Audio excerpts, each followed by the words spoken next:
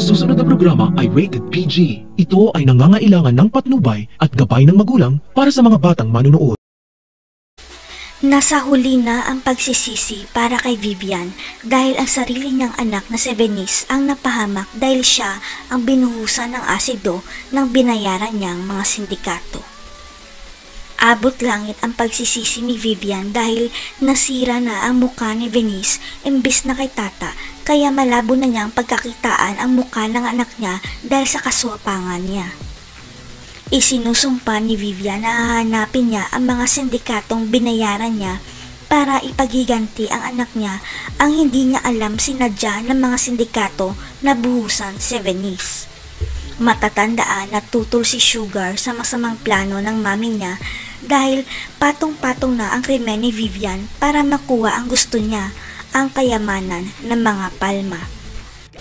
Hindi makapaniwala si Sugar na kayang pumatay ng tao ng mami niya, mabuti na lang at buhay pa si James, kaya lang ikinulong pa rin siya ni Vivian para hindi ito magsumbong.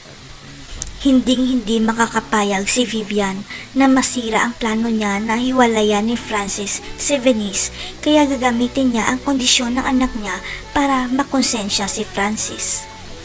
Ang buong akala ni Vivian na pagkamalan ng mga sindikato ang anak niya na siya si tata, kaya hinagisan siya ng asido. Ang hindi niya alam si Sugar ang may pakana ng lahat. Punong-puno na si Sugar sa kasamaan ng mami niya, lalo na at sila ni Venice ang pinipressure niya para bayaran ang utang nito kay Marcelo kahit ampun lang silang dalawa. Walang kamalay-malay si Vivian na tinawagan pala ni Sugar ang mga sindikato para utusan sila na si Venice ang buhusan nila para hindi na siya pagkakitaan ng mami niya. Awang-awa si Sugar sa kapatid niya, kaya ito lang ang nakikita niyang paraan para matapos na ang paghihirap nila at magbagong buhay sila ni Venice sa bagong mukha nito. Hindi na kaya hihiwalayan ni Francis si Venice dahil sa kondisyon nito?